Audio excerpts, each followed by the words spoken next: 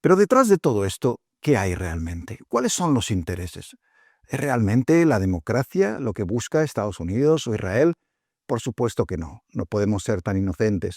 Aquí nos encontramos, igual que en el caso de Venezuela y la manera en la que fue apresado Maduro, en lo que podríamos denominar las guerras del petróleo. Hay detrás un gran interés en hacerse con los recursos naturales de una región en la que Israel y Estados Unidos quieren ir moldeando para que sea o esté alineada con sus intereses. Para Irán, ¿el problema cuál es? Fundamentalmente que está sola en esa región. Sus países hermanos, supuestamente musulmanes, lo han abandonado hace tiempo. Tiene en contra a Arabia Saudí, tiene en contra a Emiratos Árabes, tiene en contra a Qatar, a Bahrein. Y de ahí que los iraníes, su principal respuesta no es solo contra Israel, que es uno de los objetivos, pero saben que Israel tiene una capacidad de protección, unas baterías antimisiles en las que es muy difícil que pueda acceder, ni siquiera con esos drones ni con esos misiles que está lanzando. Sin embargo, ve mucho más vulnerable esos países, esos lugares como Dubái, ¿no? Una ciudad donde los expatriados han vivido tranquilamente durante los últimos años y que sin embargo está viendo cómo caen misiles, caen bombas, incluso los grandes rascacielos de Emiratos Árabes están amenazados. Los aeropuertos están siendo golpeados. Y ahí es donde está ejerciendo toda la presión Irán. Lo que no va a hacer, probablemente, es atacar a un país, una potencia como Arabia Saudí. ¿Por qué? Porque eso probablemente haría que los saudíes se unieran a la guerra. Ya lo están haciendo, mostrando apoyo, dejando que Estados Unidos utilice su espacio aéreo con inteligencia. Aquí entramos en esa conflictividad que existe entre chiíes y sunís. Pero más allá de eso, Arabia Saudí por ahora mantendría un apoyo solo sobre el tablero y en la retaguardia. Un ataque contra los saudíes probablemente haría que entraran directamente en la guerra y eso complicaría mucho la situación de Irán. Otra de las opciones para responder que tiene Irán sería la ayuda de Hamas y Hezbollah, dos milicias que ha alimentado, armado y financiado durante los últimos años. Y sin embargo, ambas están también muy débiles, porque aquí lo que ha habido es una estrategia sistemática en la que todo ha sido pensado. Si recordáis, antes hemos vivido en la región conflictos donde Israel ha bombardeado y debilitado enormemente a esas milicias que ahora podrían acudir en ayuda de Irán. Y sin embargo, están tan limitadas en sus fuerzas después de los conflictos que han vivido con Israel que tampoco son una ayuda. Esto hace que Irán se encuentre prácticamente sola. Y sin embargo, fijaos, que dos grandes aliados supuestamente tiene Irán en el mundo. Uno es Rusia, el otro China. ¿Creéis que van a hacer algo por ir a defender a Irán? Podéis contar que no. De la misma manera que Maduro también contaba con esos dos aliados y nadie movió un dedo. Cuando hablamos de poderío militar, cuando hablamos de Israel y Estados Unidos, nadie va a intervenir en ayuda de los iraníes.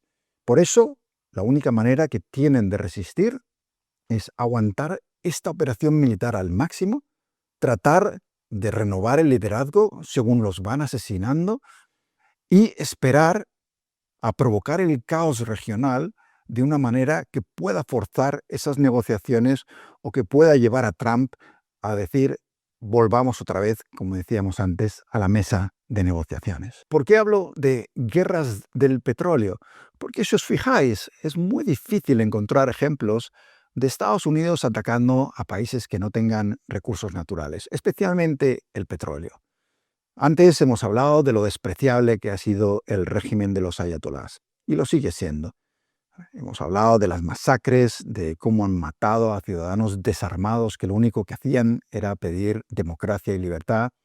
Y sin embargo, hay otros muchos países que maltratan a sus ciudadanos, pero no van a ser atacados. ¿Cuál ha sido probablemente el mayor error que ha cometido Irán para llegar a esta situación? No haber tenido armas nucleares a tiempo de que fueran disuasorias para ataques como este. Iros, por ejemplo, a Corea del Norte. A nadie se le ocurriría atacar a Corea del Norte. Yo recuerdo que Kim Jong-il, el padre del actual líder norcoreano, estableció una estrategia muy clara cuando vio que Saddam Hussein había sido derrocado en el 2003, porque supuestamente tenía armas de destrucción masiva. La realidad es que no las tenía, y por eso fue atacado Irak. Los norcoreanos llegaron a una conclusión. Para comprarse un seguro de vida frente a Estados Unidos, necesitaban desarrollar armas nucleares. Y lo hicieron con asistencia de Pakistán, uno de sus grandes aliados. Una vez hicieron el primer ensayo nuclear, ya nadie jamás se iba a atrever a tocarles. En el caso de Irán, durante algún tiempo, intentaron desarrollar esas armas nucleares. Luego llegó un acuerdo con Obama. La economía del país estaba totalmente en ruinas. Las sanciones de la comunidad internacional estaban haciendo muchísimo daño y aumentando el descontento en las calles. Varias revueltas seguidas habían llevado a la conclusión a los ayatolás, a los dictadores de Irán, de que era mucho mejor llegar a un pacto con Occidente, detener el programa nuclear y tener esas sanciones suspendidas, precisamente para que no hubiera más revueltas, más descontento que pudiera derrocarles. Porque al final, no tengáis ninguna duda, todos los dictadores, el principal objetivo que tienen es mantenerse en el poder. Por varias razones, porque roban, porque reprimen, porque les gusta el poder, pero también porque una vez caen y ya no están en el gobierno, tienen que pagar las consecuencias, ser juzgados y muchas veces terminan o ajusticiados o en la cárcel. Y eso es lo que hace que líderes como los ayatolás, cuando se ven con el poder en peligro, cuando creen que podrían caer, como ocurrió unas semanas atrás, prefieran asesinar a sus ciudadanos antes que enfrentarse a las consecuencias de lo que han hecho durante todas estas décadas. Otra de las esperanzas de Irán para intentar aguantar es que en Estados Unidos haya una fuerte oposición a este conflicto, a esta guerra, que, como decíamos al principio, no tiene la aprobación del Congreso. Trump ya dijo en una reciente entrevista que los únicos límites que tiene para actuar son los de su propia moral. Y eso, para él, supone hacer absolutamente lo que le dé la gana. Una de las cosas más curiosas de Trump es que, aunque ansía ganar el Premio Nobel de la Paz, en el poco más de un año que lleva en el poder ha bombardeado 7 países diferentes. Está, por supuesto, Nigeria, Somalia, el caso, claro, que ya tratamos aquí en otro directo, de Venezuela, y otros países que, por una u otra razón, ha decidido que podía bombardear sin tener que pedir esos permisos ni al Congreso ni a nadie. Y sin embargo, esas intervenciones militares de Donald Trump han provocado una fuerte oposición, pero no solo en el Partido Demócrata o en la gente que no puede ni ver a Trump, sino también en el movimiento MAGA. La razón es evidente.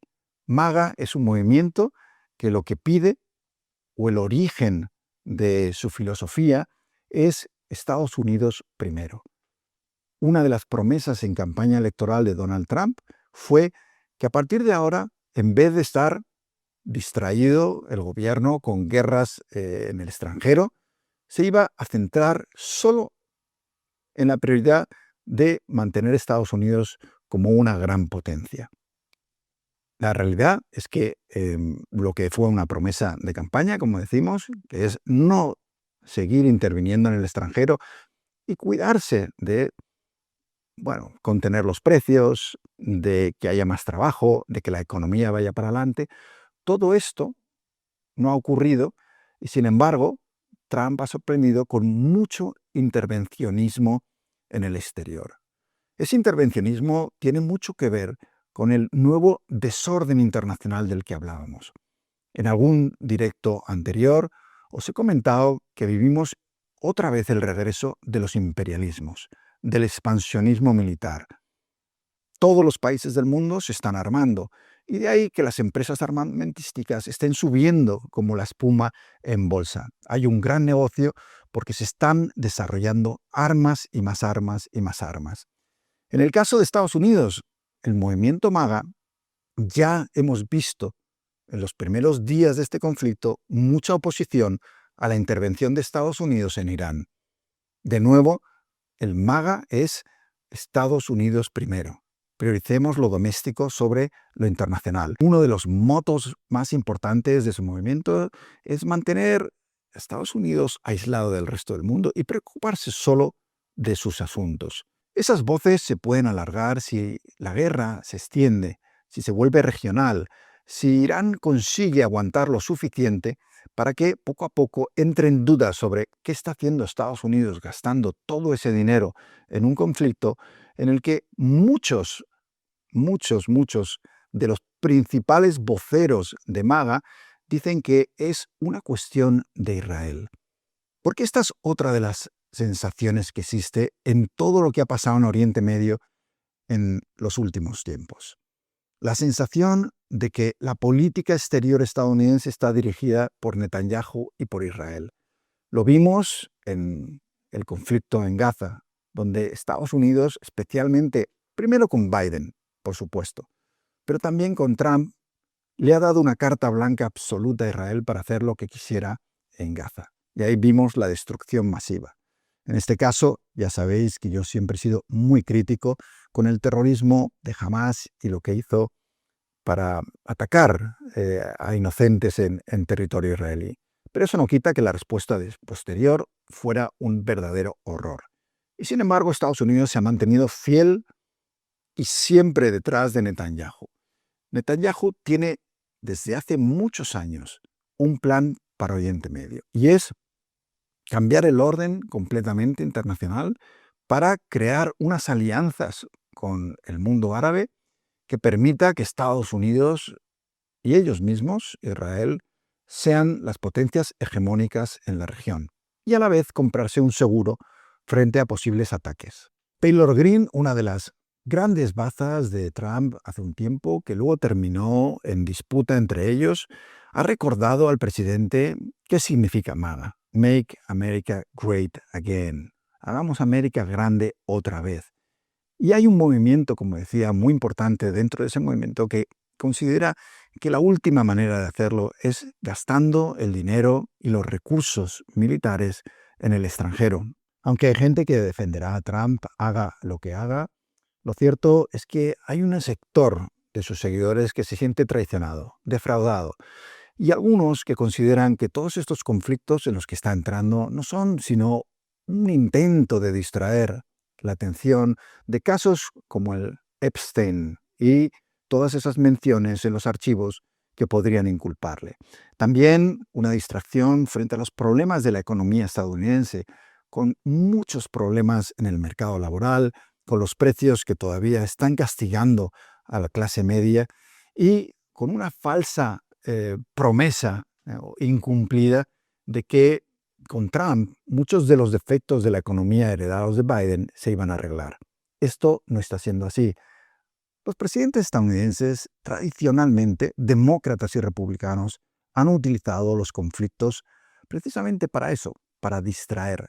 Todavía recuerdo cuando Bill Clinton tenía el lío de faldas con Mónica Lewinsky.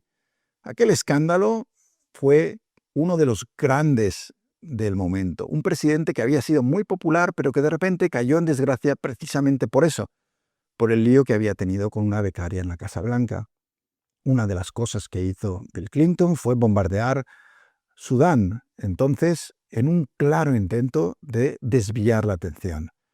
Al parecer era una fábrica de productos químicos, luego se resultó que todo eso era mentira. ¿Está Trump también tratando de distraer la atención con estos conflictos y buscando desviar la atención sobre, por ejemplo, el caso Epstein? Yo creo que probablemente hay algo de eso. Pero también creo que Trump está en una era de expansionismo, que es un convencido de que Estados Unidos no debe limitar su poder a su territorio. Lo hemos visto con sus aspiraciones de conquistar Groenlandia, con su intento de que Canadá, este disparate absoluto, se convierta en un estado más de los Estados Unidos. Lo hemos visto con la manera en la que habla del poder de Estados Unidos y cómo lo tiene que ejercer en Latinoamérica, donde no tiene ningún problema en anunciar el derrocamiento de gobiernos que no le gustan.